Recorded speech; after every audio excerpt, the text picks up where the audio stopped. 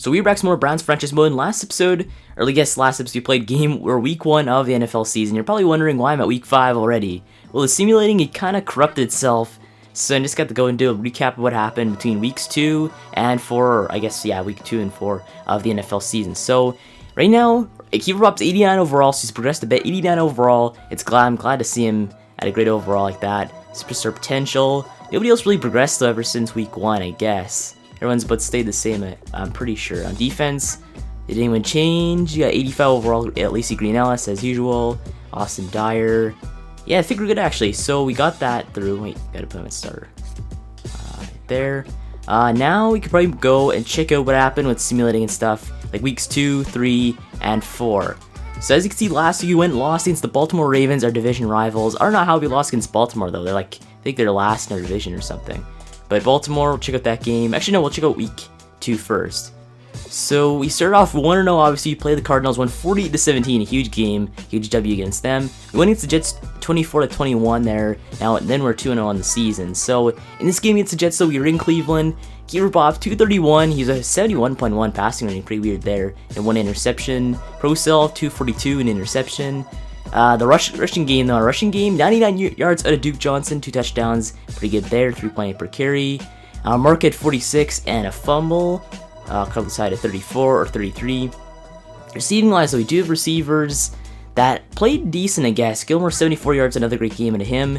Bean had 68 for them. Corey Coleman to 65. Carlos had 52, 40. Kenny Stills at 37. So I'm glad to see Kenny Stills getting some time, and Scotterbick 38 or 28 on 3 receptions. So blocking wise, might as well see let up sacks. We had Anton Grace, Julius Creighton, and Deshaun Shelton for them. So defensively for our Browns, we have Emory Youngblood 7 tackles and 1 interception, his first interception of the season. We have Will Hill at 6 tackles. Jordan Grayson at 6 tackles, 1 for a loss. We had Bartu at 5, Raheem Moore Sr. at 4, and so on. So sack wise, only 1 sack at Lacey Green Ellis on 2 tackles that day. And interceptions wise, we do have the 1 at Emory Youngblood. So kicking wise, though, we do have our kicker, Gordon Chung, though. He's got the 96 kick power, 1 for 2 on the day somehow. He's 43 yards out. He made his longest one there, and obviously 50% from the day. Punting wise, same old. Kicking wise, no touchdowns there, and punt return wise, no touchdowns there. So we're good there. We won the game against the Jets. Then we're 2-0 on the season after that. Then we went and played the Rams and somehow lost against the Rams, 30-24 game in that one. So player stats in LA, we do have Holcomb at 17 and a touchdown. Keeper Bob, though, 336, 2 touchdowns, 1 interception, 119.3 passing rating. And Jared Goff, 173 and 1 sack, and that's about it so far. So rushing wise, we do have Todd Gurley. He just ran all day long against us. 159 on 21 carries for 2 touchdowns and 7.6 per carry. Duke at 59 on that one. Anyone else? We had Anthony at 35 and 2 touchdowns for rushing wise. And we do have Mark Ingram at 1 touchdown on 20 rushing yards. So receiving wise, though, we do have Corey Coleman, his first big game of the season, over 100 yards in this one, 106 on 7 receptions, 15.1 per reception. Rodgers at 72 and a touchdown. Anyone else for us, though? We have Merriam Rose at 87 and a touchdown. So at least Merriam Rose had his first big game, I guess, of the season. Then we have Malcolm Gilmore, 77 and a touchdown. So Malcolm having a pretty good season so far, over 50 yards in every single game so far, at least weeks 1, 2, and 3. And we have Duke at 36, Canisius at 27, and so on. So blocking wise, we do have Grace and Creighton to let up sacks once again. Defensively, we do have Jordan Grayson, 10 tackles, 1 for a loss. Great game into him, though, for tackling wise. Emory Youngblood at 9 tackles, Joey at 8 tackles, and Ogbud 7. Let's see sack wise, though. We do have 1 sack at Courtney Upshaw. That's about it there. Interceptions wise, no interceptions. So kicking wise, though, we do have Gordon Chung 1 for 1 in that one. 55 yards out, though, too. Just pretty crazy to see that. So it's always nice to see games like that or him. Oh, one thing you do, though, take a look at that Cardinals game, though. I forgot about that. We take a look at that Cardinals game. So in that Cardinals game, I'm sorry, just going between these weeks there, but in that Cardinals game, 348, 4 touchdowns, 0 interceptions, 4 Keeper Pop, 139.9, great game in him, and Sam Bradford, 116.2 passing rating on 1 touchdown, 13 passing yards. Rushing wise, we do have Duke 145 on 23 carries, 6.3 per carry. Coleman at 140 on a touchdown, and Ingram at 2 yards and a touchdown. So receiving wise, though, we do have Scott Urbick, who led the team, I guess. and 82 yards receiving, 1 touchdown, his first touchdown of his career. You have Malcolm Gilmore, 73 and 2 touchdowns. You have Corey Coleman, 55, 40 had 53, Canisius had 28, Morosa had 13 and a touchdown, and Mark Ingram had 15 on that day. So blocking wise, led up sacks. Cody Warfield and Julius Creighton led up sacks in that game. Defensively, though we do have Raheem Moore Sr. 8 tackles, 1 tackle for a loss. Let's see sack wise, we had a lot of sacks. So we had 2 at Quan Williams, 1 at Will Hill, 1 at Lacey Greenellis, and 1 at Ogba. So great game to sack wise there. Interceptions, no interceptions on that game though, just pretty crazy to see that. And then kicking wise, we have Gordon Chung 2 for 2 in the day. 55 yards out was his longest field goal on that one. And punting wise, same, well, only 2 punts on that day, just pretty cool. And that's about it. So that was week 1. At this point, after those, we got 3 games, we were 2-1. Then we went to 2-2 after we went and lost the Baltimore Ravens somehow in Cleveland. So I don't know how we lost this game, to be honest. But it looks like Kiefer Pop 228, 1 touchdown, 2 interceptions, a 76 passing range, which is pretty weird to see that. You have Joe Flacco 109 and 1 touchdown, 1 interception. 62.6 passing range, so the passing game was really bad for both teams though, it looks like. Then rushing wise, we do have Trey Mason 83, we have Duke Johnson 78 on 20 attempts, Joe Flacco at 20, Kiefer Pop at 14, and Mark Ingram at 14 on a touchdown. So receiving wise for us, so we had, just go to Browns, so it looks like Malcolm Gilmore led us 59 yards receiving, which is the biggest on the day, just pretty weird, and a touchdown on that one. Scudder Rick at 43, Duke at 41, Coleman at 39, Morosa at 33, and Vince Hanks at 13. So blocking wise, they let up sacks. We have Joe Thomas let up 2 sacks on the day. So he's barely let up any sacks in his career. He let up 2 on this one, which is pretty weird. Defensively though, we do have Raheem Moore Sr. 8 tackles on that one. Ariel Blook 8 tackles on that one, 1 sack. We have Quan Williams at 7. Ogba at 7 and 1.5 sacks. We let up all this, who had sacks though. We had Ogba, Emery Youngblood, Nadam Kasu, and that's about it. So interceptions wise though, we do have Will Hill at interception, okay. So let's see kicking wise though. We do have Gordon Chung 1 for 3 in the day, 42 yards out was the longest one. So he must have made or attempted some from like 55 yards plus. Did he? Attempted.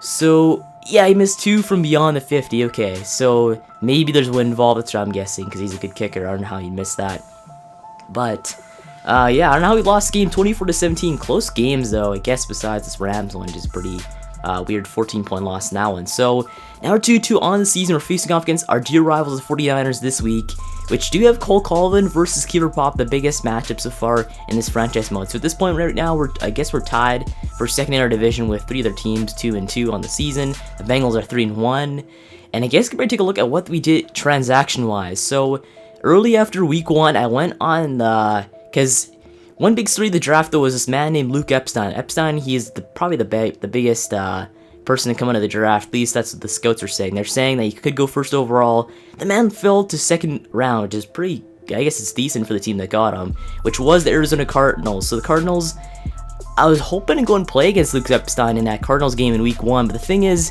I didn't see him on the roster, so he went on free agency, checked him up, and sure enough, he's a free agent. So obviously, if you have a guy like Luke Epstein, you go and pick him up on your team. So if you go to left-handed linebacker, you get to see what I picked up as a free agent. So look at this, Luke Epstein, he's a rookie. Superstar potential, we picked him up out of the free agency. So a huge pickup for us, obviously, it'll be good, maybe even next year for us. So I guess Luke Epstein, great pick out of the free agency for us. We just capitalized off of the Cardinals' mistakes on that one. So Epstein, I don't know. I guess I don't know what we'll do with him in the due time. I tried trading him just to see if, well, at least checked his worth on the trade block. Nobody wanted him on the trade block, so it's pretty weird to see that. But we'll check with the transaction just to go and prove it that I picked him up in the free agency. So in the transactions, though, ever since week 1, we do have Shaq Lawson is re-signed by the Bills, Demaryius Thomas re-signed by the Broncos, AJ Green re-signed by the Bengals, Derek Coleman re-signed by the Buccaneers, Kevin Minter was re-signed by the Cardinals. We do have a few other ones. Jonathan Newsom was re-signed by the Jets. That's pretty cool. Anyone else? 49ers looks like they traded a 4th round pick for Aaron Colvin. So that's pretty... I guess, wait, they won 2 Colvins on their team now. They have Cole Colvin and Aaron Colvin, too, at cornerback. Robert Aguayo was re-signed by the Buccaneers. Vontae Davis re-signed by the Colts. Diz Bryant re-signed by the Cowboys. Anyone else? there's a lot of re-signings. Plus, we went and re-signed Emmanuel Ogbah and Corey Coleman to 5-year mega deals there, obviously. We need to get them back, so we re-signed both of them, and now they're back with the team. And plus, Lamar Miller was re-signed by the Texans. Anyone else on this list that we know? Zeke was re-signed by the Cowboys, 5 years, $46 million. Anyone else? Rob Gronkowski is re-signed by the Patriots.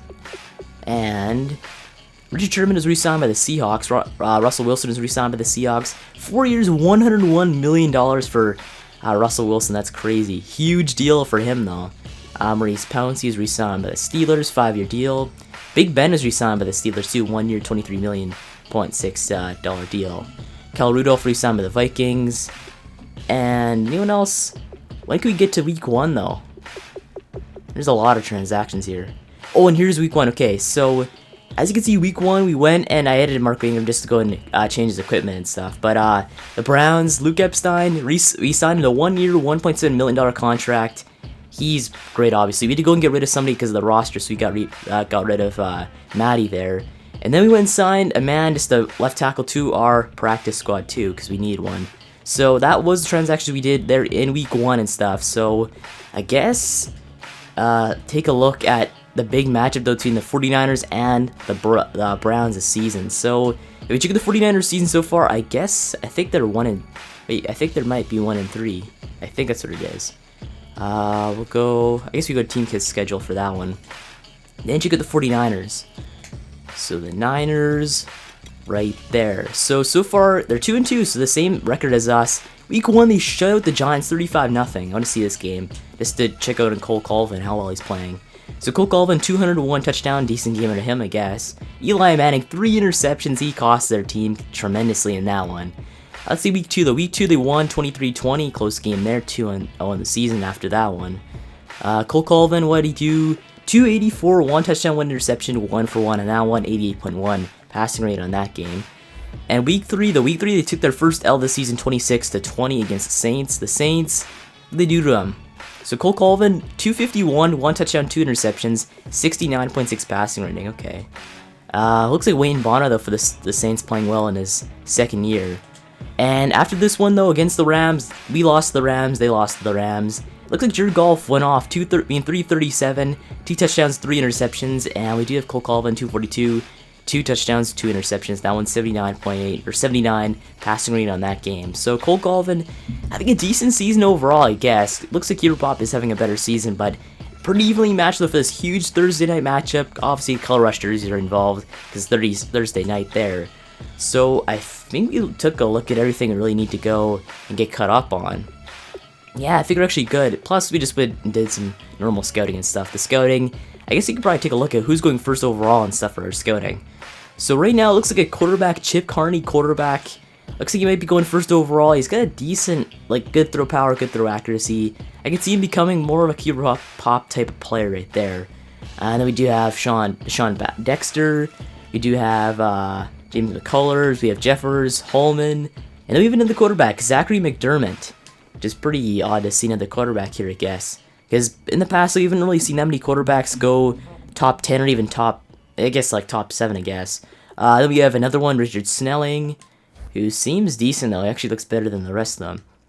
And then, anyway, other quarterbacks here, we have Thomas Slater again, though. So, 3 or 4 quarterbacks within the top 15, which is pretty crazy. And that's about it, though, for our scouting. So, I think we reached the end of this, so I guess let's just episode off right here. Next game will be this huge matchup, first matchup between Colvin and Cooper Pop in their entire careers, so it'll be a one the ages to watch. So anyway, I guess let's episode off right here. Make sure to subscribe for more Browns for Simone. Thanks for watching. I'll see you in the next one.